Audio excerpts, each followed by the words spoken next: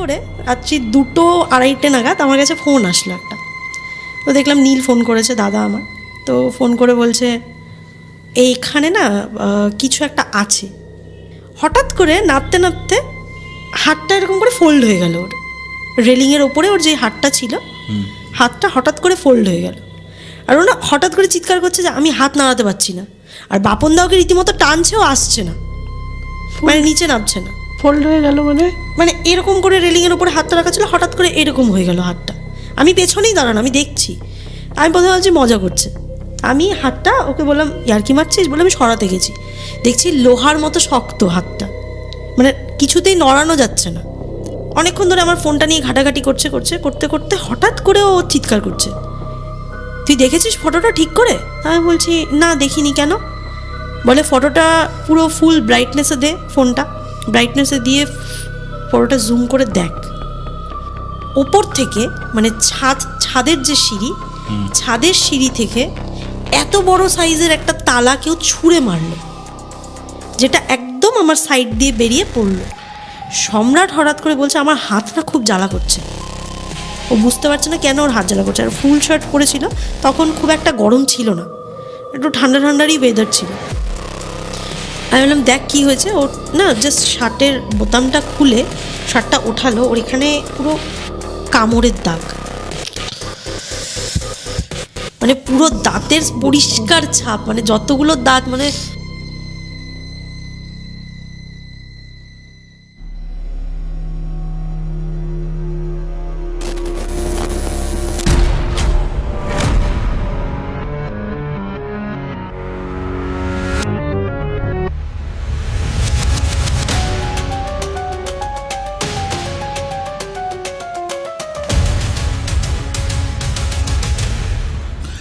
Hello and welcome to এক্সপিয়ার the uncanny podcast. Hopefully আপনারা সবাই ভালো আছেন, আমরাও আছি ঠিকঠাক।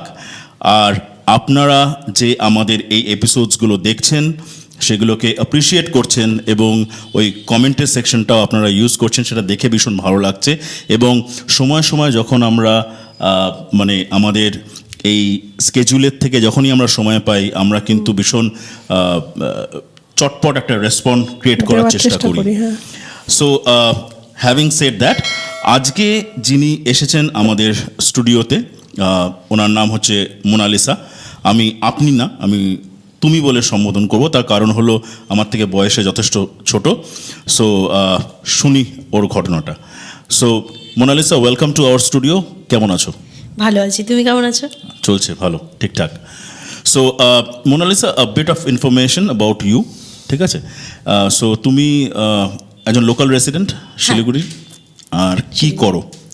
আমি এখন জব করছি ইভেন্ট ম্যানেজমেন্ট কোম্পানিতে, আর আদারওয়াইজ আমি অ্যাক্ট্রেস অলসো। আমি থিয়েটার আর্টিস্ট একজন। অনেক বছর ধরে থিয়েটার করতাম, এখনও করছি, কিন্তু জবের জন্য একটু মাঝে মাঝে সময় হয় না। সেম ইয়ার। সো আমরা যেই ঘটনাটা আজকে শুনবো আর কি, এটা কি এই শহরের ঘটনা নাকি অন্য জায়গাকার? হ্যাঁ, এটা হচ্ছে আমাদের শহর শিলিগুড়িরই ঘটনা। আচ্ছা, কিন্তু আমি এক্স্যাক্ট লোকেশনটা বলতে পারবো না, ফেয়ার না, নো প্রবলেম। কিছু প্রবলেম আছে, কিন্তু এটা শিলিগুড়িরই ঘটনা। Sure, no problem. সো শুনি তাহলে ঘটনাটা। একেবারে এটা তোমার 2019-2020 এরকম টাইমেরই ঘটনাটা। তখন আমি ক্লাস 11-12 পড়ি তখন। আমার বহরমপুরে দাদা আছে, মানে জেঠু, মানে নিজের জেঠু নয়, তবে দূর সম্পর্কে একটু জেঠু হয়। তো ওনার ছেলে আছে, একটাই ছেলে, দাদা হয় আমার। তো ওরা বহরমপুর থেকে মাঝে মধ্যে শিলিগুড়িতে ঘুরতে আসতো। আচ্ছা। আর আসলে আমার সাথে যোগাযোগ করতো। তো যখনই আসতো ফোন করতো, অনেক দিন সময় থাকতো, তো আমাকে সবসময় বলতো যে তুই একটা রুম দেখে দে, তো ওখানে থাকবো 7 দিন 10 দিন। এখানে পাহাড়ে ঘুরতাম একসাথে, সব জায়গায় যেতাম একসাথে। তো ওই রকমই 2019-এ ওরা একবার ঘুরতে এসছে। তো ঘুরতে আসা ঠিক কয়েকদিন আগে আমাকে বলল যে একটা রুম লাগবে, আমরা 1 মাস থাকবো, এবার 1 মাস হলিডে কাটাবো। আমার দাদা আর দাদার সাথে ওরই একটা ফ্রেন্ড আছে, ওর নাম প্রীতম, ওকেও চিনি, আমাদের কমন ফ্রেন্ড বলতে পারো। তো ওরা দুজন মিলে আসবে, প্ল্যান হয়েছে। তো ঠিক আছে, এবার আমাকে বলেছে রুম দেখার কথা। আমি বলেছি ঠিক আছে, আমাকে 2 দিন সময় দেয়, আমি রুম দেখে দিচ্ছি। হঠাৎ করে 3-4 দিন পরে ফোন করে বলছে রুম দেখতে হবে না, আমরা কালকেই আসছি, আমাদের রুম দেখা হয়ে গেছে। এইবার আরেকটা কথা বলি, সেটা হচ্ছে ওদের 2জন ফ্রেন্ড শিলিগুড়িতে থাকে, যারা আমাদেরও কমন ফ্রেন্ড। আচ্ছা আমার থেকে বড় বয়সে, যেন দাদাই বলি, বাপন দা আর জয় দা, 2জন দাদা রয়েছে। আচ্ছা, ঠিক আছে। আর আমার দাদা যে আছে বহরমপুরে, ওর নাম হচ্ছে নীল। তুমি যে এতগুলো নাম বলছো, কোনো অসুবিধা হবে না তো? কোনো অসুবিধা নেই। আচ্ছা, ঠিক আছে। এইবার হচ্ছে ওরা আমাকে হঠাৎ করে 3 দিন পরে বললো ফোন করে যে তোকে রুম খুঁজতে হবে না, আমি রুম হয়ে গেছে, আমাকে শিলিগুড়ি থেকে বাপন রুম খুঁজে দিয়েছে, ওদেরকে অ্যাডভান্সও করে দিয়েছে, আমরা শুধু এসে থাকবো, তুই শুধু টাইম বের করিস আমাদের সাথে ঘুরতে যাস। ঠিক আছে। তো ওরা এসছে। যেদিন ওরা শিলিগুড়িতে আসে সেদিন 2জনই আসে, প্রীতম দা আর নীল। তো ওরা 2জন যেদিন আসে সেদিন অনেকটা রাত হয়ে যায়, তো আমার সাথে সেদিন আর দেখা হয় না, আমি বাড়ি চলে যাই। আর তখন আমি 12th মানে এক্সাম সামনে, Board exams, হ্যাঁ, বেরোতেও দিত না সেরকমভাবে। তো ওরা রুমে শিফট করে, ঢুকে। তো রাত্রিবেলায় ফোনে কথা হয়, তো আমি বলি ঠিক আছে তোরা আজকে ঘুমিয়ে পড়, কালকে দেখা করবো তোদের সাথে। তো রাত্রিবেলা ওরা ঘুমিয়ে পড়েছে। এবার রাত্রিবেলা আমিও খাওয়া দাওয়া করে 12টা সাড়ে 12টার মধ্যে ঘুম। আমিও হঠাৎ করে রাত্রি 2-2:30 নাগাদ আমার কাছে ফোন আসলো একটা। তো দেখলাম নীল ফোন করেছে, দাদা আমার। তো ফোন করে বলছে এইখানে না কিছু একটা আছে। তা আমি ফার্স্টে ভেবেছি যে ইয়ার্কি মারছে, ও রাত্রিবেলায় মাঝে মধ্যে ইয়ার্কি মারে এরকম ফোন করে, আর তার মধ্যে শিলিগুড়িতে এসছে। আমি ভেবেছি যে ইয়ার্কি মারছে। আমি বলছি ইয়ার্কি মারছিস, রাত্রি 2 বাজে, ঘুমা, কালকে দেখা করবো। আবার রিপিট করছে, না আমি ইয়ার্কি মারছি না, সত্যিই কিছু আছে, আমার ঘটনাটাকে শোন, আমাকে বলছে। আমি বলছি ঠিক আছে বল কি হয়েছে। আমি ক্যাজুয়াল পুরো, আমার কোনো না ভয় আছে না প্যানিক আছে কিছু, আমি জানি ওরা মজাই করছে। তা আমি বললাম বল। তখন বলছে যে ওরা অ্যাকচুয়ালি 2জন তো বহরমপুর থেকে এসেছিলো, আর আমাদের শিলিগুড়িতে যে 2জন কমন ফ্রেন্ড ছিল, ওরা 2জনও মানে 4জন ওই দিন একসাথে ছিল রাতে। এবার ওরা নাকি রাত্রিবেলায় ঘুমিয়ে পড়ার পর জয়দা যে ছিল শিলিগুড়িরও, হঠাৎ করে রাত্রিবেলায় উঠে বসে চিৎকার করছে যে আমাকে কে থাপ্পড় মেরে গেছে বলে, গাল ধরে বসে আছে। তো ওই আওয়াজে আমার দাদা যে নীল, ও উঠেছে, উঠে দেখছে সবাই ঘুমোচ্ছে মরার মতো, মানে কেউ জেগে নেই। উঠে বসে মানে জয়দা হাতটা গালের মধ্যে দেওয়া জাস্ট, মানে ও বলছে আমাকে মেরেছে। এবার আমার দাদা বলছে যে তোকে মেরেছে কি বলছিস, সবাই ঘুমোচ্ছি, আর কি মারছিস মাঝরাতে। তখন ও জয়দা যখন হাতটা সরিয়েছে, ওর গালে লিটারালি 5 আঙ্গুলের ছাপ, লাল হয়ে আছে পুরো গাল। তো এই ঘটনাটাও আমাকে ফোনে শোনালো। আমি তখন 60-40% মধ্যে আটকে আছি, মানে 60% আমি বিশ্বাস করছি না, 40% ভাবছি হতেও পারে, কারণ এত রাতে ফোন করে যখন বলছে কিছু একটা প্রবলেম হয়েছে। আমি বললাম ঠিক আছে আজকে আর এগুলো নিয়ে প্যানিক করিস না, ঘুমিয়ে পড়, সকালে দেখা করছি। ও বললো ঠিক আছে। রাত্রিবেলায় ফোন টোন রেখে আবার ঘুমিয়ে পড়লাম। আমার একটু ঘুম আসতে কষ্ট হচ্ছিল, মানে ওটাই বারবার ভাবছি যে কি হচ্ছে, মানে এটা সত্যিই না মিথ্যে বুঝতে পারছি না। যাই হোক ওই রাতটা কোনো রকমে পার হলো। পরের দিন সকালবেলা যখন আমি ওদের সাথে দেখা করতে গেলাম, তো ওই বাড়িতে যাইনি, ও এসছিল আমার সঙ্গে দেখা করতে বাঘাযতীন পার্কের সামনে। ওখানে দাঁড়ালাম অনেকক্ষণ, ওর সাথে কথা টথা বললাম। তখন ও বলছে যে এই ঘটনাটা কিন্তু সত্যি, ওই বাড়িতে না কিছু একটা আছে। আমি তখন না, আমার একটা কিউরিসিটি যে এরকমও হয়, রুমে এরকমও থাকে, যেতে হবে। আমি ওকে বলছি যে বিকেলে তোর বাড়িতে যাব দেখতে। তখন মানে এরকমই কোনো প্ল্যান নেই যে যাওয়ার কথা ছিল আগে থেকে ওর বাড়িতে, মানে তখন ইনস্ট্যান্ট পুরোপুরি বিশ্বাস করছো না? না, আমি ইনস্ট্যান্ট প্ল্যান, আমি তোর বাড়িতে যাব, দেখবো কি আছে। বাজে কথা এগুলো। বলছে ঠিক আছে চল। এবার বললাম ঠিক আছে, এখন তো দুপুরবেলা খাওয়া দাওয়া কর সবাই, তারপরে আমরা বিকেলবেলা একটা টাইম ফিক্স করে যাচ্ছি। তো ঠিক আছে, ওরাও চলে গেল, আমিও চলে আসলাম বাড়িতে। দেন খাওয়া দাওয়া করলাম, করে এইবার আমার দাদার গার্লফ্রেন্ড, ও হচ্ছে আমার ক্লাসমেট ছিল, মানে আমার ফ্রেন্ড ছিল।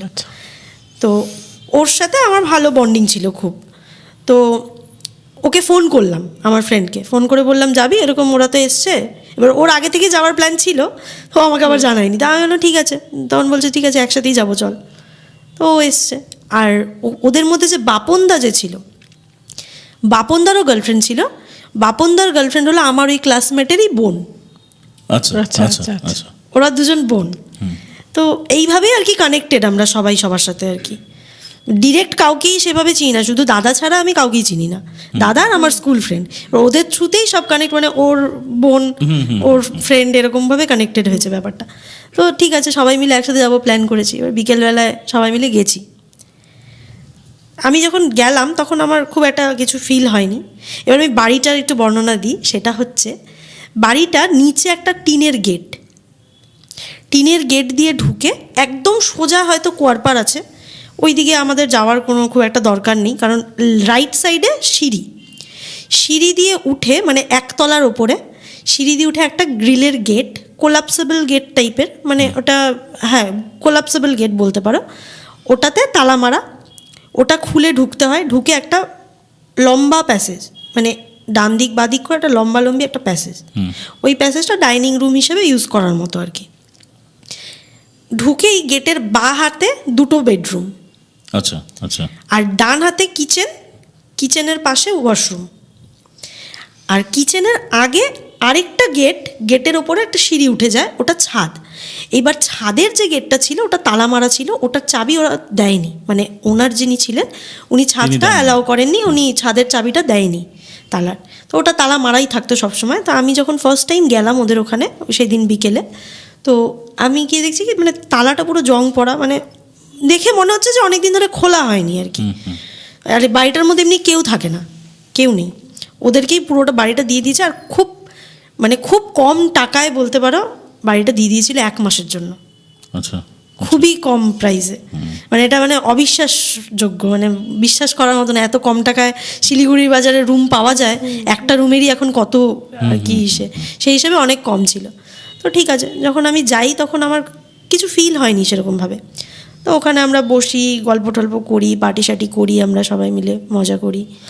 এবার যখন আমরা রিটার্ন আসবো, তো দাদা আমাকে বলছে, আজকে চল তোদের সাথেই বেরোই, আমরা ওখানে মানে খাওয়া দাওয়াটা কিনে নেবো, খাওয়ার কী খাবো সেটা কিনে নেবো, বা বাইরে থেকে খেয়ে চলে আসবে, একসাথেই বেরোই। তখন মোটামুটি রাত্রি 8টা সাড়ে 8টা বাজে। ঠিক আছে, এবার বাপনদা যে ছিল, বাপনদার গার্লফ্রেন্ড, তো আমি আগেই বললাম যে আমার ফ্রেন্ডের বোন হয়। তো বাপনদা আর আমার ওই বোনটা দুজন সবার আগে নামছে, তার পেছনে আমার পেছনে বাকি সবাই আছে। লাস্ট একদম আমার দাদা, যে গ্রিল লক করছে, মানে ওরা খাবার নিতে বেরোবে আর সবাই একসাথে, বাড়ি ফাঁকা, গ্রিল লক করছে। তো বাপনদা আর ওই বুনুটা একসাথে নামছে। তো সিঁড়িটা না খুব একটা চওড়া না, মানে একদম সরু টাইপের, খাড়া সিঁড়িগুলো যেরকম হয় না ওই রকম ধরনের। এবার সিঁড়ির বাঁ হাতেই রেলিং, তো বুনু রেলিংয়ের ওপরে হাত দিয়ে ধরে ধরে নামছে, আর ডান হাতটা বাপনদার হাতটা ধরে রেখেছে, আর ওর পিছনেই আমি। হঠাৎ করে নামতে নামতে হাতটা এরকম করে ফোল্ড হয়ে গেল, ওর রেলিংয়ের ওপরে ওর যে হাতটা ছিল, হাতটা হঠাৎ করে ফোল্ড হয়ে গেল। আর ও না হঠাৎ করে চিৎকার করছে যে আমি হাত নাড়াতে পারছি না। আর বাপনদা ওকে রীতিমতো টানছেও, আসছে না, মানে নিচে নামছে না। ফোল্ড হয়ে গেল মানে এরকম করে রেলিংয়ের ওপরে হাতটা রাখা ছিল, হঠাৎ করে এরকম হয়ে গেল হাতটা। আমি পেছনেই দাঁড়ানো, আমি দেখছি। আমি প্রথমে ভাবছি মজা করছে, আমি হাতটা ওকে বললাম ইয়ার্কি মারছিস বলে আমি সরাতে গেছি, দেখছি লোহার মতো শক্ত হাতটা, মানে কিছুতেই নড়ানো যাচ্ছে না। মানে ওটা কি একদম ফিক্সড লকড হয়ে গেছে? একদম লকড, একদম ফিক্স হয়ে গেছে, কিছুতেইও না, মানে একটুকু নাড়ানো যাচ্ছে না। মানে তুমি বিশ্বাস করতে পারবে না, আমি ছিলাম ওই জায়গাটায়, আমি হয়তো বোঝাতে পারছি না ঠিক করে, কিন্তু একদম ফিক্স হয়ে গেছিল। আমি ওটা, হ্যাঁ একদম, আমি ওটা দেখে প্রচণ্ড ভয় পেয়েছি সেই মুহূর্তে। তো পেছনে আমিও ওদের ধাক্কা মারিনি, ইভেন আমার পেছনে যারা ছিল তারাও ধাক্কা মারেনি। হঠাৎ করে ওরা দুজন ছিটকে সিঁড়ি থেকে নিচে পড়ে গেল, দুজনে পুরো ছিটকে পড়ে গেল। ওটা দেখে না আমি কাঁদছি তখন যে বেরোবো। আর ওই সিনটা দেখে বাকি ওপরে যারা ছিল সবাই খুব ভয় পেয়ে গেছে, দৌড়ে সিঁড়ি দিয়ে নেমে একদম নিচে নেমে রাস্তায় বেরিয়েছে। বেরোনোর পর বলছে এটা কী হলো। এবার আমার দাদারা বলছে আমরা বাড়ি কী করে ঢুকবো, ওদের একটা আরও ভয় হয়ে গেছে। আর তার মধ্যে সেদিন আবার ওরা দুজন থাকবে, বাকি যে শিলিগুড়ির দুজন ছিল জয়দা আর বাপনদা, ওরা চলে যাবে বাড়ি। এবার প্রচণ্ড ভয়, ওরা বলছে কী করে ঢুকবো। আমি বললাম ঠিক আছে, অ্যাডভান্স তো করে দিয়েছে, এখন তো আর কোনো অপশান নেই, ছাড়তেও পারবে না ফট করে। আর আজকের দিনটা অ্যাডজাস্ট কর, কালকে দেখছি কি করা যায়। তো তখন আমার অনেকটাই বিশ্বাস হয়েছে যে কিছু একটা প্রবলেম আছে এখানে। তোমারও অনেকটা। তোমার এটা শুনে নিয়ে আমার পুরোটাই মনে হয় বিশ্বাস হচ্ছে এবার যে সামথিং ইজ রং। তারপর যে যার যার মতো বাড়ি চলে গেলাম, বাড়ি গিয়ে খাওয়া দাওয়া করেছি। হঠাৎ করে আমার জ্বর, আমি প্রথমে আমারটাই জানতে পারলাম যে আমার প্রচণ্ড জ্বর এসছে, প্রচণ্ড শরীর খারাপ ওই রাতেই প্রচণ্ড শরীর খারাপ। তো সবাইকে ফোন করছি, দাদাদেরও ফোন করলাম, তোরা বাড়ি ঢুকেছিস? ওরা বলছে ওদেরও জ্বর এসছে, মারাত্মক জ্বর। ইভেন সেদিন ওই রুমে যারা যারা ছিলাম আমরা প্রত্যেকের জ্বর একসাথে সবার জ্বর। তো যাই হোক, সবার সাথে কথা টথা বলার পর ওই দিন পরের দিন, সেদিন তো ওই দিন শেষ, ওই দিনের মতো চ্যাপ্টার ক্লোজ। তো বললাম পরের দিন আবার দেখছি কি করা যায়। এইবার সেদিন ঘুমিয়ে পড়লাম, পরের দিন জ্বরটা হালকা কমেছে, আবার সবাইকে ফোন করেছি। এবার তো বাড়িটা নিয়ে কিছু একটা করতে হবে, মানে যেতে হবে বা কিছু। তো আমাদের বাড়ির সামনে না একটা ক্যাফে ছিল তখন, তো ওই ক্যাফেতে আমরা রোজ প্রায় যেতাম, চা খেতাম, যেতাম, গল্প করতাম, বসতাম, সবাই আসতো। তো ওখানে ওই ক্যাফেতেই আমার একটা ফ্রেন্ড হয়েছিল, ওর নাম সম্রাট বলে একটা ছেলে, খুব ভালো ছেলেটা, এমনি ও ভিডিওগ্রাফির কাজ করতো। তো ওর সাথে আমার পরিচয় হয় ওখানে। তো আমাদের মধ্যেই কমন ফ্রেন্ডের মধ্যেই ও পড়ে, যেমন সবার সাথেই ওর বন্ডিং খুব ভালো থাকে। তো এই ঘটনা, মানে আগের যে দুদিনের ঘটনা হয়েছে, ওই ঘটনাগুলো পরের দিন ক্যাফেতে গিয়ে আমি ওকে দুপুরবেলা বসে গল্প করছি যে এই ঘটনা। ও তখন বলছে আমাকেও নিয়ে যাস, আমিও দেখবো। মানে ও একটু সাহসী টাইপের, মানে ও ভয় টয় পায় না আর কি, বিশ্বাসও করে না। তো বলছে ঠিক আছে, আমি বলছি ঠিক আছে নিয়ে যাব, চল। আবার দাদাকে ফোন করলাম, বিকেলে প্ল্যান করলাম আজকে আবার আসবো। বলছে ঠিক আছে। পরের দিন আবার, মানে আগের দিন যারা গেছিলাম তারা তো গেছিলই, সাথে ওই সম্রাট অ্যাড হয়েছে। তো আমরা গেছি। সেই দিন না সিঁড়ি দিয়ে যখন উঠছি, তখন আমার কেন জানো না মনে হচ্ছিল, মনের ভুল তো নয়, একদমই নয়, কারণ আগের দিনের যে ঘটনা ঘটেছে তারপরে এটা আমি মনের ভুল বলতেই পারি না। হঠাৎ দেখছি যে সিঁড়ি দিয়ে আমি উঠছি, আমার শরীর পুরো ভারী হয়ে যাচ্ছে। আর এটা না আমি খুব বেশি ফিল করি, আমি জানি না কেন, আমার না খুব বেশি ফিল হয় এগুলো। মানে কোথাও যদি ধরো কোনো খারাপ কিছু থাকে, কোনো নেগেটিভ এনার্জি থাকে, আমি খুব ফিল করতে পারি এটা। আচ্ছা, হয়তো আমার উপর অ্যাটাক করে না বা আমার হয়তো সেরকমভাবে কোনো ক্ষতি হয় না, কিন্তু ফিল করতে পারি, আমার জ্বর আসে, আমার শরীর খারাপ হয়ে যায়। তো এটা আমার হয়, ও পুরো শরীর আমার ভারী হয়ে যাচ্ছে। যাই হোক, তারপরে উঠলাম, ওঠার পর সেদিনও বসলাম, গল্প করলাম, সবাই গল্প করছে। এবার সেদিন জয়দা যে ছিল শিলিগুড়ির, ও এসছে, বাপনদাও এসছে, মানে সবাই যারা ছিল সবাই ছিলাম। তো জয়দার আবার ওই দিন ওর গার্লফ্রেন্ড আননোন পার্সন, আমরা কেউ চিনি না। তো জয়দার গার্লফ্রেন্ডের সেদিন ওই রুমে আসার কথা, যে সবাই এসছে ওকেও নিয়ে আসি। আমি বলছি ঠিক আছে যাও নিয়ে আসো। এইবার আমাকে বলছে যে ঠিক আছে তোমরা বসো, আমি ওকে গিয়ে নিয়ে আসি। তো ঠিক তোমার কোন জায়গাটা, ফুলেশ্বরীর নাম তো জানিস, ফুলেশ্বরী রেলগেটের ওখানে ওর গার্লফ্রেন্ড আসবে, ওর গার্লফ্রেন্ডকে নিয়ে ও তারপর ঢুকবে। এবার ও গাড়ি নিয়ে গেছে, স্কুটি নিয়েছিল, স্কুটি নিয়ে গেছে। তো আমাকে বারবার যাওয়ার আগে বলছে কি তুই আয়, গেটটা লক করে দে, আমি এসে ডাকবো বা ফোন করব, তখনই গেটটা খুলবি। তো তখন তো জয়দা সাথে ছিল, ওর সাথে গিয়ে গেট লক করে ভিতরে ঢুকে গেছি, অতটা ভয় লাগেনি। তারপর ও চলে গেছে। এসে না কেবল বসেছি, বিশ্বাস করবে না, মানে আমার দাদা যে আছে নীল, ও বাদ দিয়ে বাকি ওই রুমে যতগুলো মানুষ ছিল, ইভেন আমিও, সবাই আমরা শুনেছি বাইরে থেকে ডেকেছে নীল বলে। আর সেটা একদম জয়দার গলা, মানে জয়দাই ডাকছে। এবার এ ওকে ঠেলছে তুই যা গিয়ে দেখ, এ ওকে ঠেলছে তুই যা গিয়ে দেখ, মানে কারোর উঠে গিয়ে দেখার আর সাহস নেই যে কে এসছে। তা আমি ফট করে তখন বললাম কি দাঁড়া, কাউকে যেতে হবে না, আমি এখানে বসে জয়দাকে ফোন করছি, যদি এসে থাকে ও তো বলবে আমি এসছি, তাহলে গিয়ে খুলবো উঠে। সাথে সাথে ফোন করলাম জয়দাকে, বললাম জয়দা তুমি কোথায়, চলে এসছো? বলছে না আমি তো এখনই বেরোলাম, আমি এখনও ফুলেশ্বরী ঢুকিনি, ঢুকছি রাস্তায়। ফোনটা রাখলাম, রাখার পরে না মানে সবাই সবার মুখের দিকে তাকাচ্ছি যে কি হচ্ছে। তারপর আমাকে মানে সবাই বলছে যে এবার যদি কোনো সাউন্ড হয় বা কেউ ডাকে আমরা কেউ শুনবো না, আমরা শুনিনি কিছু। একটা প্যানিক শুরু হয়ে গেল সবার মধ্যে। দুবার ডেকেছে বললে না? দুবার ডেকেছে, ঘুরে ফিরে দুবারই দেখি ডাকে সব সময়। এটা মানে খুব ছিল। তারপর যাই হোক কিছুক্ষণ পর জয়দা ফিরে এসছে, তখন আবার জয়দা ডেকেছে, তখনও আর খুলতে যাওয়ার সাহস নেই কারোর। খুব স্বাভাবিক। বলছে না যাবো না, ফোন কর আবার। তারপর আমি আবার বসে থেকে ফোন করেছি, তুমি কি এসছো গেটের বাইরে? বলছে হ্যাঁ আমি গেটের বাইরে দাঁড়িয়েছি, তুমি দরজাটা খোলো।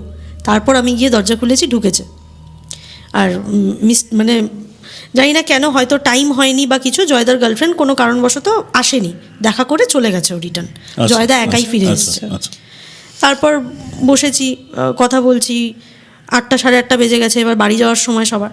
তো লাস্টে বেরোনোর আগে সম্রাট বলছে যে এত সুন্দর একটা বাড়িতে আসলাম, কিছু তো হলো না, তুই এত কিছু বললি আমাকে কালকে, মানে আজকে দুপুরে। ওই আওয়াজটা ওই তোমার বন্ধু সম্রাট শোনেনি? সবাই শুনেছে, সবাই শুনেছে। ওর বক্তব্য না, আচ্ছা, ওর বক্তব্য তোদের মনের ভুল, এগুলো কিছু হয় না, হয় না এগুলো কিছু। তো যাই হোক, ও যেহেতু একটা জিনিসই দেখেছে, তো তাই আমিও আর ওকে ওইভাবে বিশ্বাস, আর দেখো জোর করে বিশ্বাস করানো যায় না, নিজে থেকে ফিল না করলে হবে না ব্যাপারটা। তো বলছে যে এত সুন্দর একটা বাড়িতে আসলাম, এত কিছু বললি, কিছু তো বুঝলাম না, একটা সেলফি তুলি অ্যাটলিস্ট আয় সবাই মিলে। তো আমরা একটা জায়গায় দাঁড়িয়ে 5 জন মিলে একটা সেলফি তুলেছি। আমাদের পেছন দিকে একটা জানলা ছিল, কাচের জানলা, যেটা ট্রান্সপারেন্ট, মানে বাইরে থেকেও দেখা যায়, ভেতর থেকেও দেখা যায়, এরকম জানলাটা। আর পর্দা ছিল, পর্দাটা পুরো সরানো ছিল। তো আমরা সেলফিটা তুলেছি। সেলফিটা তুলেছিলাম আমার ফোনে, আমার আগের ফোনটাতে, যে ফোনটা এখন আমার কাছে নেই। যাই হোক, তো তুলেছি, তুলে যে যার যার মতো সবাই বেরিয়ে, সেদিন আর বেরোনোর সময় সেরকম কিছু হয়নি, বেরিয়ে বাড়ি চলে গেছি। আমিও বাড়ি চলে গেছি, সবাই বাড়ি চলে গেছে। এবার রাত্রেবেলায় আমাকে আমার ফ্রেন্ড যে ছিল, ক্লাসমেট, ও ফোন করে বলছে, কিরে সেলফিটা তুললাম, সেলফিটা ফটোটা পাঠা। সম্রাটও ফোন করে বলছে ফটোটা দে। তা বলছি ঠিক আছে দাঁড়া, আমি ফ্রেশ হয়ে দিচ্ছি একবারে। তো ফ্রেশ হয়ে এসেছি, এবার ফটোটা সেন্ড করব। ফটোটা যখনই হোয়াটসঅ্যাপে সেন্ড করতে যাচ্ছি না, তখনই এরর ফাইল দেখাচ্ছে, মানে সেন্ড হচ্ছে না, জানি না কেন, মানে কিছুতেই সেন্ড হচ্ছে না ফটো। 3টে ফটো ছিল আমার কাছে, 3টে ফটোর একটা ফটো সেন্ড হচ্ছে না। তো বলছি যে ভাই সেন্ড হচ্ছে না, কালকে যখন সকালে দেখা হবে ব্লুটুথে নিয়ে নিস এসে, মানে হোয়াটসঅ্যাপে আমার হচ্ছে না, পাচ্ছি না করতে। এবার সেই দিনটা কেটে গেল, সেই দিন রাতে ঘুমালাম। পরের দিন সকালবেলায় ঘুম থেকে উঠেই সম্রাট সবার আগে আমার বাড়ির সামনে আসলো, এসে আমাকে বলছে ফটোটা দে। আমি বলছি দেখ ব্লুটুথে চেষ্টা কর নেওয়ার। ব্লুটুথ কানেক্ট করেছে, কিন্তু ফটো যাচ্ছে না, যাচ্ছে না, না, মানে কোনো, মানে ওই রুমে যত ফটো ছিল কোনো ফটো শেয়ার হচ্ছে না। মানে এটা মিস্ট্রি বলতে পারো, আমি জানি না কেন কোনো ফটো শেয়ার হচ্ছে না। বিশেষ করে ওই সেলফিটা তো ফাইল নিচ্ছেই না। তো যাই হোক, ও দেখলো, দেখার পরে না অনেকক্ষণ ধরে আমার ফোনটা নিয়ে ঘাটাঘাটি করতে হঠাৎ করে ও চিৎকার করছে, তুই দেখেছিস ফটোটা ঠিক করে? আমি বলছি না দেখিনি। কেন? বলে ফটোটা পুরো ফুল ব্রাইটনেসে দে, ফোনটা ব্রাইটনেসে দিয়ে ফটোটা জুম করে দেখ। আমি ফোনটা হাতে নিলাম, নিয়ে আমি ফটোটা পুরো জুম করলাম, ফুল ব্রাইটনেস করলাম, করে দেখছি যে আমরা যেই জানলাটার সামনে দাঁড়িয়ে ফটোটা তুলেছিলাম, জানলাটা কাচের জানলা, আমি আগেই বলেছিলাম, ওই কাচের মধ্যে একটা পুরুষ মানুষের মুখ পরিষ্কার বোঝা যাচ্ছে, একদম স্পষ্ট, কিন্তু মুখটা বিকৃত, এটা বোঝা যাচ্ছে। বিকৃত বলতে মানে ধরো একটা শ্যাডো, হ্যাঁ পুরো একদম, মানে চেহারাটা ঠিক নেই আর কি, ডিফর্ম পুরো। মানে বিকৃত অর্থে, মানে ভেঙেই জিজ্ঞেস করছি, বিকৃত করা না ও বিকৃত হয়ে, মানে মুখটাই বিকৃত, মুখ মানে এখন ওটা একটা শ্যাডোর মতো, তো এখন বুঝতে পারছি না যে ওটা কিসের জন্য ওরকম, কিন্তু তুমি একটা শ্যাডো দেখলে বুঝতে পারবে, ধরো আগুনে পোড়া একটা ফেস, বা বুঝেছি এইরকম ধরনের। তো ওই ফটোটা দেখার পর না আমি পুরো স্টান, মানে ফটোর মধ্যে এটা এসছে, এটা ভাবতে পারিনি আমরা কেউ, যে এটা ফটোর মধ্যে এরকম একটা জিনিস চলে আসবে। সবাইকে ফোন করে বলেছি ফটো তো তোদের কাছে নেই, তোরা দেখবি তো চলে আয় আমার এখানে, কারণ ফটো সেন্ড হচ্ছে না। পরে সবাই একসাথে হয়ে ফটো সবাই দেখেছে, ফটো সেন্ড হয়নি, কারোর ফোনে যায়নি ফটো, ওই ফটো শুধু আমার ফোনেই ছিল। আমি ফটোগুলো হয়তো দেখাতেও পারতাম, কিন্তু দুর্ভাগ্যবশত ওই ফোনটা আমার কাছে নেই এখন, মানে ফোনটা অনেক পুরনো ফোন, এখন আর নেই ফটোগুলো, ওই জন্য আমি দেখাতে পারবো না। কিন্তু ফটোগুলো দেখলে তোমরা বুঝতে পারতে কতটা ভয়ানক জিনিসটা। তো ওই দিন ওটা হলো। সেই দিন আমারও একটু পড়ার চাপ ছিল, আমার বোর্ডস ছিল সামনে, আগের দিন তো এগুলো হলো, সবাই প্রেশারে ছিল। সেই দিন আর বিকেলে ওদের মানে দাদাদের বাড়িতেও যাইনি, দাদাদের সাথে জাস্ট ফোনে কথা হয়েছে নর্মালি। কিন্তু আমি যেটুকু শুনলাম ফোনে, মানে শুনেছিলাম সেই সময়, যে ওরা প্রত্যেক দিন এরকম কিছু না কিছু প্রবলেম ফেস করছে। হঠাৎ করে বাসন পড়ে যাচ্ছে রান্নাঘর থেকে, বাথরুমের কল খুলে যাচ্ছে, লাইট একা একাই অন অফ হচ্ছে, এই ধরনের কিছু প্রবলেমস ওরা ফেস করেছে। তো সেটা আমাকে ফোনে জানায় সেদিন, যেদিন আমরা যাই না ওদের বাড়িতে। তো সেই দিনটা যাওয়া হয়নি। এবার সেই দিন রাত্রিবেলায় আবার সেম ঘুমালাম। পরের দিন সকালবেলায় 6:30 7টা নাগাদ আমার কাছে ফোন আসলো। সেই দিন রাতেও দাদা আর দাদার বন্ধু বহরমপুর থেকে যে দুজনে ছিল, ওরা দুজনই ছিল, বাকি কেউ ছিল না ওই রুমে। সকালবেলায় ফোন করে আমাকে বলছে প্রীতমকে খুঁজে পাচ্ছি না। বহরমপুর থেকে দাদার সঙ্গে যে বন্ধু এসেছিল তাকে বাড়িতে কোথাও খুঁজে পাওয়া যাচ্ছে না। তো আমি ওকে ফোনেই বলছি যে তুই সব জায়গায় দেখেছিস? বাইরে গেছে, দোকানে গেছে কোথাও। বলে না, গেট তালা মারা, চাবি আমার বালিশের তলায়। আমি উঠে চাবি বের করলাম এখনই। ও যদি বাইরেও যায় তাহলে ও তালা দিয়ে আবার বালিশের তলায় চাবিটা তো রাখতে পারবে না, এটা পসিবল না। ওকে খুঁজে পাচ্ছে না। বাথরুমে দেখ, ওয়াশরুমে গেল, বলছে না নেই। মানে ও ফোনেই আছে, ফোনেই ও সব রুম চেক করছে আর আমাকে বলছে, রিপোর্ট করছে যে নেই, এই রুমে নেই, ওই রুমে নেই। 2টো বেডরুম ছিল, একটা বেডরুমে একটা আলমারি রাখা ছিল। ওটা হয়তো ওনার যিনি ছিলেন তিনার হতে পারে, বা আগে যারা রেন্টে ছিল তাদেরও হতে পারে, ওটা জানি না আমরা। তো ওই একটা আলমারি ছিল, আর কিচ্ছু ছিল না এই রুমটাতে। আরেকটা রুম ছিল যে রুমটাতে একদমই কিছু ছিল না, একটা শুধু গদি রাখা ছিল, যে গদিতে ওরা রাতে ঘুমাতো। আচ্ছা। তো ও আলমারির রুমটাতে গেছে, গিয়ে বলছে নেই। আবার ওয়াশরুমে গেছে, বলছে নেই, এখানেও কিচেনে নেই। ছাদে যাওয়ার তো কোনো প্রশ্নই নেই, কারণ ছাদের চাবি নেই ওদের কাছে, প্যাসেজেও নেই, কোথাও নেই।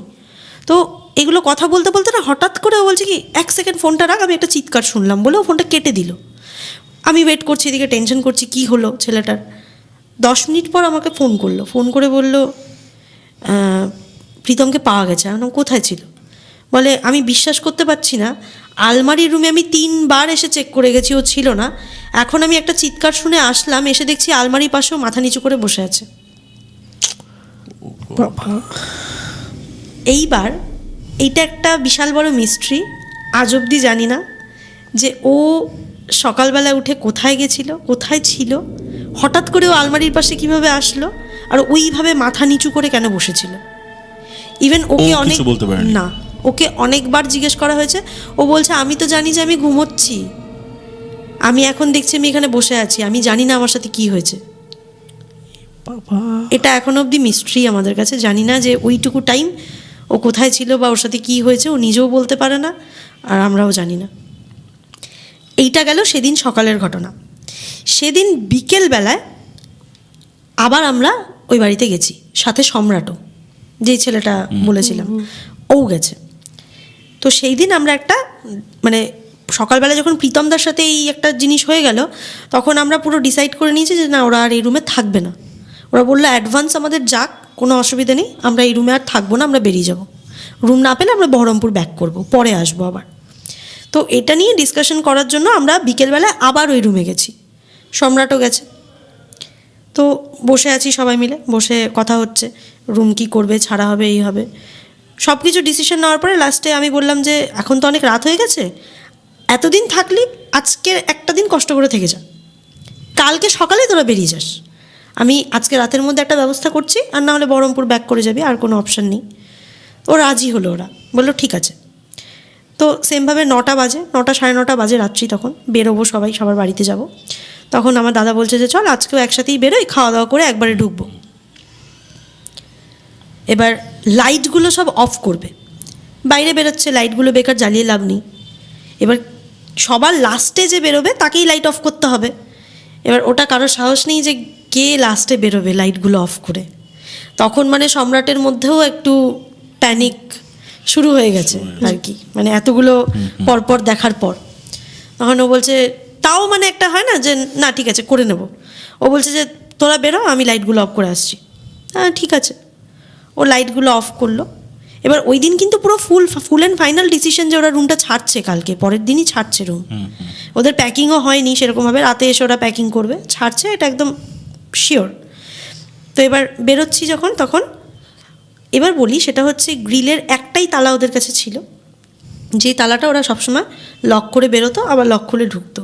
আর ছাদের দরজায় যে তালাটা রাখা ছিল সেই তালাটা তো বন্ধ, সেটার চাবি ওদের কাছে নেই, ওদেরকে দেয়নি। এইবার সম্রাট সবগুলো রুমের লাইটস অফ করলো, অফ করে বেরিয়ে আসলো। বেরিয়ে এসে লাস্ট সম্রাটই ওদের গেটটা লক করছিল, তালা মারছিল। সম্রাটের ঠিক একটু নিচে সিঁড়িতেই আমি দাঁড়ানো, ওপর থেকে মানে ছাদের যে সিঁড়ি, ছাদের সিঁড়ি থেকে এত বড় সাইজের একটা তালা কেউ ছুঁড়ে মারলো, যেটা একদম আমার সাইড দিয়ে বেরিয়ে পড়লো। মানে তালা এক্সট্রা নেই, ছাদের দরজা লক, তালা দেওয়া, সেই তালার চাবি নেই। ওদের কাছে একটাই তালা, যেই তালাটা সম্রাট লাগাচ্ছিল, লক করছিল। তাহলে এই বড় সাইজের তালাটা কোথা থেকে আসলো জানি না, বা ওপর থেকেই কিভাবে পড়লো জানি না।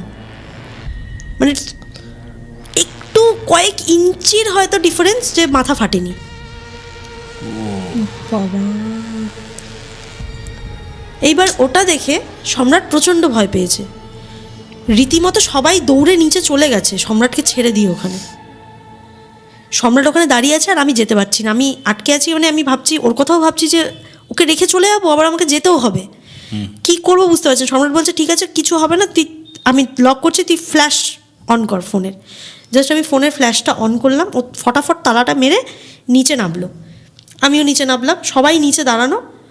ওখানে দুজন, তার মধ্যে প্রচণ্ড পরিমাণে ভমিটিং হচ্ছে ওদের, হঠাৎ করে, কোনো কারণ নেই, হঠাৎ করে ভমিটিং, ভয়ও হয়। শরীর পুরো ছেড়ে দিয়েছে, ভমিটিং হচ্ছে। আর ভমিটিং হওয়ার পর দেখছি ওদের প্রচণ্ড জ্বর, ওদেরকে বাড়িও ছাড়তে হবে। সম্রাট হঠাৎ করে বলছে আমার হাতটা খুব জ্বালা করছে। ও বুঝতে পারছে না কেন ওর হাত জ্বালা করছে। আর ফুল শার্ট পরেছিল, তখন খুব একটা গরম ছিল না, একটু ঠান্ডা ঠান্ডারই ওয়েদার ছিল। আমি বললাম দেখ কী হয়েছে। ওর না জাস্ট শার্টের বোতামটা খুলে শার্টটা ওঠালো, ওর এখানে পুরো কামড়ের দাগ, মানে পুরো দাঁতের পরিষ্কার ছাপ, মানে যতগুলো দাঁত, মানে কাউন্ট করা যাবে না, এতগুলো দাঁতের ওর, মানে এতটা জায়গা জুড়ে পুরো কামড়ের দাগ। আর ও সমানে বলছে আমার ঝুলে যাচ্ছে, আমি থাকতে পারছি না। ওইখানে ওকে হাতে জল ঢল দেওয়া হলো। জল ঢল দেওয়ার পরে আমি বললাম যে ডক্টরের কাছে চল দেখাই। ও গেল না, বললো আমি করে নেবো, তোরা বাড়ি যা, করে নেব। সেই দিন রাতে সেই ঘটনাটা হওয়ার পর আমার দাদারা ওখানে থাকবে না আর, বলছে আমরা আর একটা রাতও কাটাবো না, আমরা এক্ষুনি বেরিয়ে যাবো। এতদিন যে কি করে কাটালো ওরা, সেটাই ভাবছি। সত্যি ওরা কাটাবো না। তারপর ওরা কোনো রকমে আবার সবাই মিলে উপরে উঠলাম, উঠে ওরা কোনো রকমে ব্যাগটা খালি নিয়েছে, আর দু একটা জামা কাপড় হয়তো এদিক ওদিক পরা ছিল, সেগুলো হাতেই নিয়েছে। হাতে নিয়ে ওরা বেরিয়ে এসছে ওখান থেকে। এবার ওদের সেই সময় থাকার জায়গা নেই, ওরা একটা হোটেল ভাড়া করে সেই রাতটা ছিল ওখানে। এবার রাত্রিবেলা আমিও বাড়ি চলে গেলাম, ওরাও হোটেলে ঢুকে গেল, সম্রাটও বাড়ি চলে গেল। হঠাৎ করে আবার দেখছি রাত্রিবেলা 11টা সাড়ে 11টা নাগাদ সম্রাটের ফোন করে বলছে যে আমার ডান হাতের, মানে সম্রাটের ডান হাতের ঠিক এই জায়গাটায় আঁচড়ের দাগ অনেকগুলো, বিশাল বড় বড়। সেটা আমাকেও ফটো তুলে পাঠিয়েছিল, সেটাও আমি তোমাদের দেখাতে পারবো না কারণ আমার কাছে ফোনটা নেই। তো বিশাল বড় বড় আঁচড়ের দাগ, একদম পুরো লাল হয়ে ফুলে আছে। তো ওর অবস্থা প্রচণ্ড খারাপ, সেই দিন রাতে ওর প্রচণ্ড জ্বর। ও বলল ঠিক আছে কালকে তোরা কি করবি দেখ, পরে আমি একটু শরীরটা ঠিক হলে আমি দেখা করব। ও ওখানেই স্টপ হয়ে গেল, মানে পরের দিন আর ওর সাথে আমার কোনো রকম যোগাযোগ হয়নি। এইবার আমার দাদাদের কাছে সেরকমভাবে, যেহেতু ওরা বাইরে থেকে এসছে, অলরেডি একটা অ্যামাউন্ট ওরা অ্যাডভান্স দিয়ে দিয়েছিল। ওদের কাছে একটু শর্ট ছিল, সব কিছু একটু প্রবলেম ছিল, মানি প্রবলেম ছিল একটু। তো ওরা তখন বলছে যে বাড়িওয়ালা যে আছে তার কাছ থেকে সেটা ওঠাতে হবে, কারণ ওরা 1 মাসের অ্যাডভান্স করেছিল, ওরা 7 দিন ছিল, 7 দিন ছিল শুধু। তো আমি তখন অবধি জানতাম না যে ওই বাড়ির ওনার কোথায় থাকে বা কিচ্ছু জানতাম না। সেই দিন আমি শুনলাম ওই বাড়িটার যে ওনার আমার বাড়ির আশেপাশেই কোথাও একটা রেন্টে থাকে। আমি অবাক হলাম শুনে এটাই, যে যার এত বড় বাড়ি, মানে এত সুন্দর করে হ্যাঁ থাকা যায়, মানে এত বড় বাড়ি কেউ থাকে না, সেখানে ওনার নিজে রেন্টে থাকে, এটা একটু আমার কাছে মানে অবাক, ওটা আশ্চর্য বিষয়।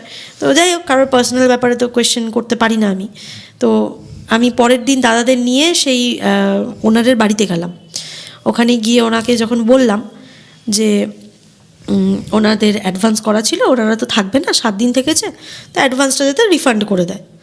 তো ওনারা প্রথমে জিজ্ঞেস করেছে যে কি হয়েছে। প্রথমে ভেবেছিলাম আমরা বলবো না, তখন যেহেতু এটা জয়দার থ্রুতে এই রুমটা নেওয়া হয়েছিল, তো জয়দা বলছে না ওনাকে জানানোটা দরকার, ওনারও জানাটা দরকার। তো আমরা তখন বলি, তো বলাতেই না খুব বাজেভাবে উনি রিয়্যাক্ট করেছিলেন, মানে খুব কথা শুনিয়েছিলেন, খুব বাজেভাবে রিয়্যাক্ট করেছিলেন। আমি একটা জিনিস মিস করে গেছি, সেটা হচ্ছে আমি এটা আগে জানতাম না, আমি সেই দিনই এই ঘটনাটা শুনেছি। সেটা হলো যেদিন আমার দাদারা বহরমপুর থেকে এসছে, সেদিন যখন ওই রুমে শিফট করছিল, মানে ঢুকছিল, তখন তার পাশের এক বাড়ির থেকে এক ভদ্রমহিলা আর ভদ্রলোক ওদেরকে দেখছিল তাকিয়ে। তো ওনারা নাকি আমার দাদাদের ডেকে বলেছে যে তোমরা এই বাড়িতে নতুন এসছো। আমার দাদারা বলেছে আমরা নতুন এসেছি বলতে আমরা 1 মাসের জন্য জাস্ট থাকবো, তারপর চলে যাবো, আমাদের বাড়ি এখানে নয়। তখন ওনারা একটাই কথা বলেছিল যে কোনো প্রবলেম হলে আমাদের জানিও। তো এটা তখন অতটা আমরা ক্যাজুয়ালি নিয়েছিলাম ব্যাপারটা, কিন্তু এত কিছু হওয়ার পরে তখন মনে হচ্ছে যে হয়তো ওনারাও কিছু জানতেন, যেই কারণে এটা বলেছিল। না হলে কেন বলবে, ওটাই মানে হয়তো জানতেন।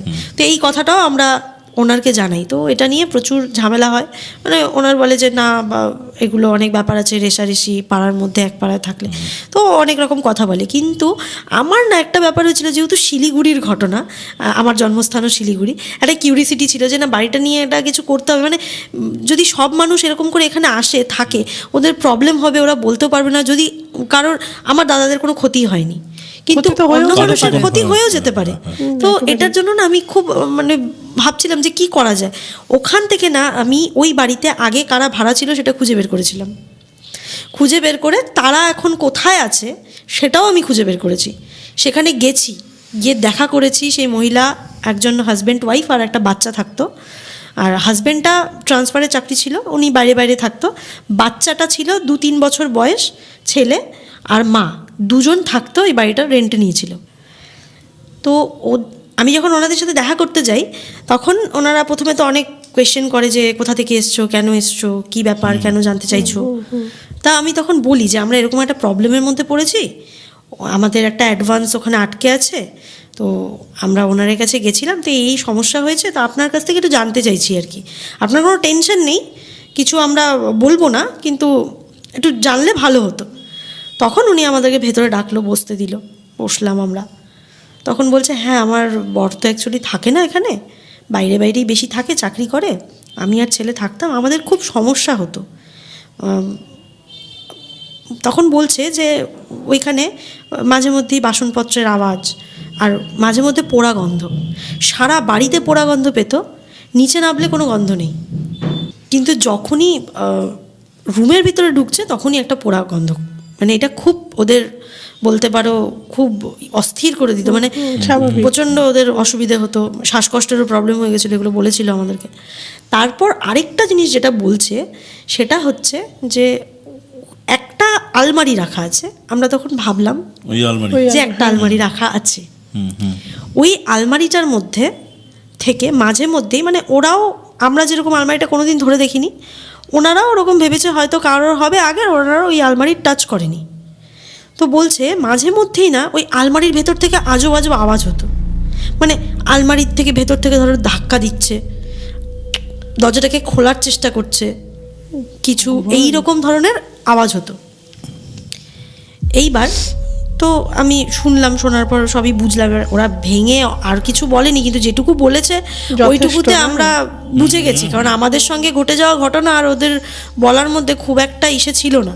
তো আমরা বুঝলাম যে আরও হয়েছে, হয়তো বলেনি, কিন্তু ওরা মনে হয় আমার 20-25 দিনের মতো ওখানে ছিল ভাড়া, 1 মাসও থাকেনি, 20-25 দিন থেকে ওরা তারপর বেরিয়ে গেছে। যেহেতু মা ছেলে একা থাকে, মহিলার প্রচণ্ডই ভয় লাগতো, ওই কারণে ওনারা বেরিয়ে গেছে। তারপরে আমরা এই ইনফরমেশনটা পাওয়ার পর আবার ওনাদের কাছে যাই। ইভেন কি উনি তখন আমাদেরকে থ্রেট করে যে অ্যাডভান্স আমরা দেবো না, যদি তোমরা এগুলো নিয়ে শোরগোল করো বেশি, তাহলে কিন্তু আমি কি করব তুমি বুঝতে পারছো না, মানে এই ধরনের অনেক রকম কথা বলে। তো অ্যাডভান্স দেয় না আমাদের, মানে অ্যাডভান্সটা রিফান্ড করে না, যে অ্যাডভান্সটা আমরা করেছিলাম সেটা রিফান্ডও করে না। তখন না আমাদের মানে দাদারও প্রচণ্ড মাথা গরম হয়ে গেছে, আমিও প্রচণ্ড রেগে গেছিলাম যে কেন থাকলো না, তুমি অ্যাটলিস্ট অ্যাডভান্সটা রিটার্ন করে দাও, আর তো কিছু চাওয়ার নেই। বা 7 দিনেরটা কেটে নিয়ে 7 দাও। দিনেরটা কেটে আমরা সেটাই বলেছিলাম, 7 দিনেরটা যা হয় কেটে তুমি বাকিটা রিফান্ড করে দাও। তো তখন না আমার একটা ফ্রেন্ড ছিল, ও জার্নালিস্টের কাজ করতো। তো এবার ওকে না আমি বলেছিলাম কি, মানে ওকে আমি ডেকেছিলাম দেখা করার জন্য, তো ও এসেছিলো দেখা করতে। তো আমি ওকে বললাম যে আমাদের শিলিগুড়িতে এরকম একটা লোকেশনে এরকম একটা বাড়ি আছে, এই প্রবলেম হয়েছে, তুই কি পারবি এটা কিছু করতে? কারণ দেখ এখানে আরও লোকজন আসছে, রেন্ট নিচ্ছে, আমাদের ক্ষতি হয়নি, অন্য কারোর ক্ষতি হতেই পারে। তো এই মনে হয় না এই বাড়িটা রেন্ট দেওয়াটা বন্ধ করা হোক, মানে মনে হয়েছিল সেই সময় আমার। তখন ও বলছে হ্যাঁ করতেই পারি।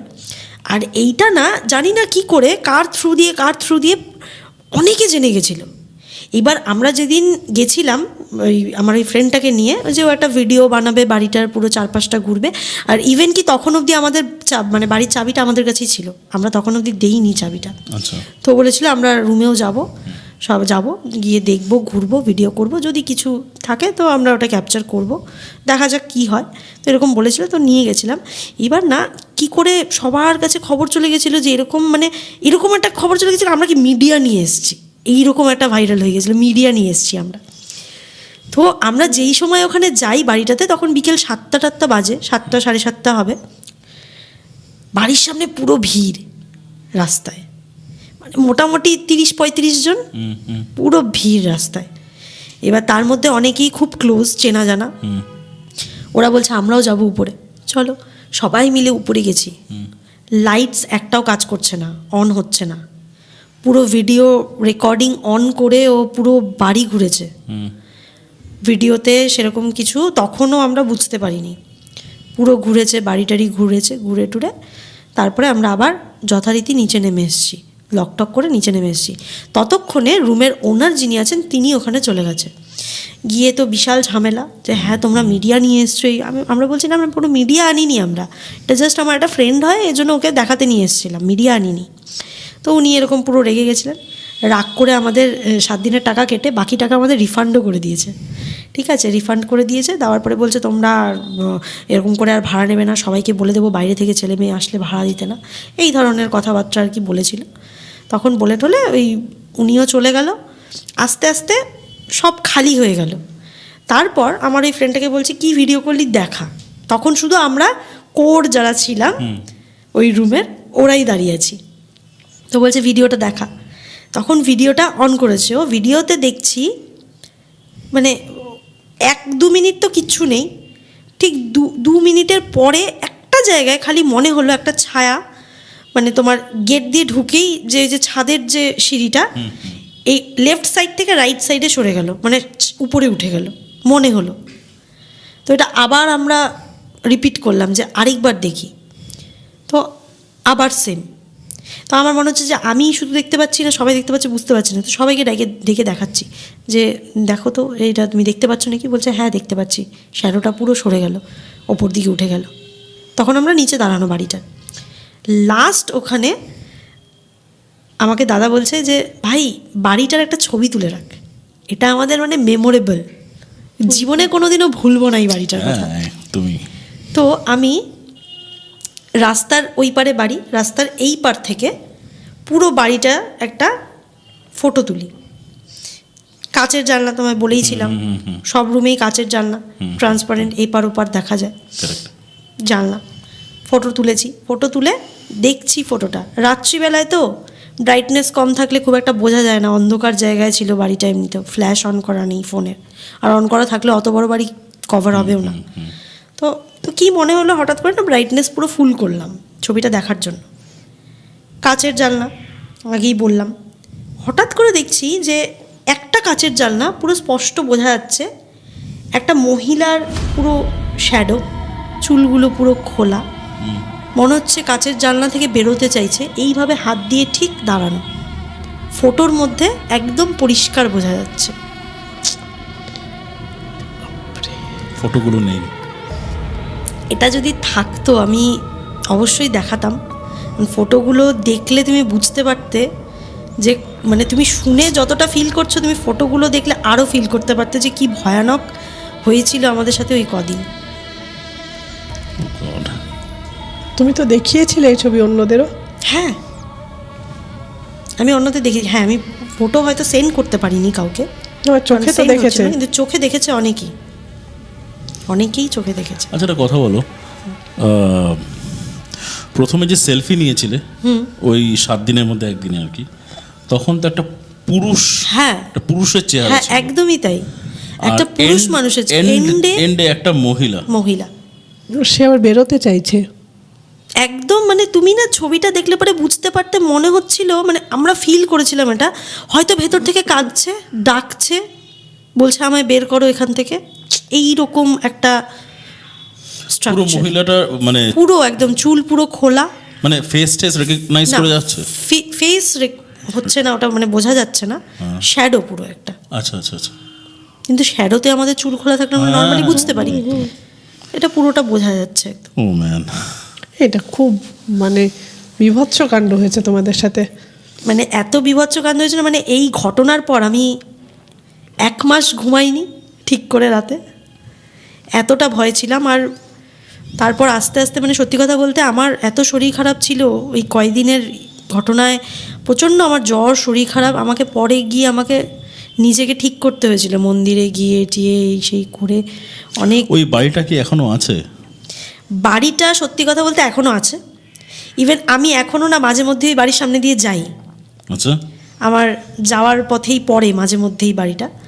তো আমি না এখনও একটা জিনিস নোটিস করি, আজকে দেখলাম টুলেট লাগানো, টুলেট ঝুলছে বাড়িটার মধ্যে, রেন্ট দেবে, 2 দিন পরে হয়তো গিয়ে দেখলাম বাড়িতে ভাড়া চলে এসছে, টুলেটটা সরে গেছে, সেটা ম্যাক্সিমাম 7 থেকে 10 দিন মানে ওই ঘটনা আবার চলছে। টুলেট।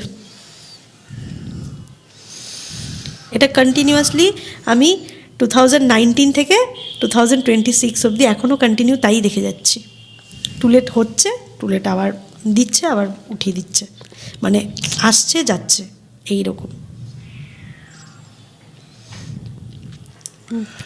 ঘটনাটা আমরা পুরোটা শুনলাম, ঘটনার যে কত লেয়ার্স সেটা বলাই বাহুল্য, এবং আই ওয়ান্ডার মানে how did they even stay for 7 days, মানে 7 দিন থাকলো কি করে ওখানে, মানে সেটাই ইটস ডেডলি ইজন্ট ইট? আর ও তখন ছোট, 12-এ পড়ে, এত সাহস।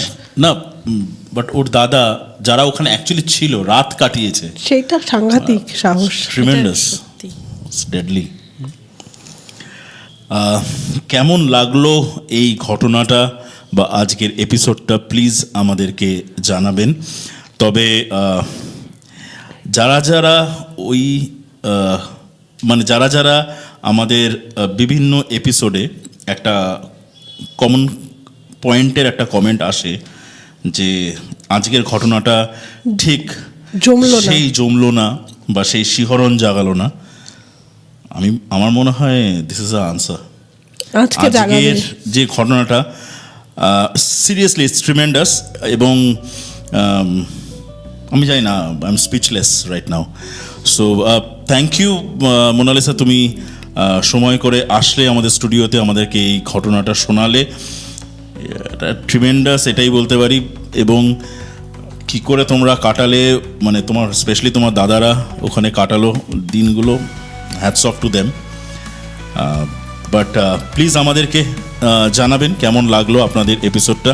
সাবস্ক্রাইব করতে ভুলবেন না আমাদের চ্যানেল, আর ভালো লাগলে পরে একটা লাইক। সো ভালো থাকবেন সবাই, আর জুড়ে থাকবেন আমাদের এই চ্যানেল যার নাম এক্সপিয়ার দ্য আনক্যানি পডকাস্ট। ভালো থাকবেন।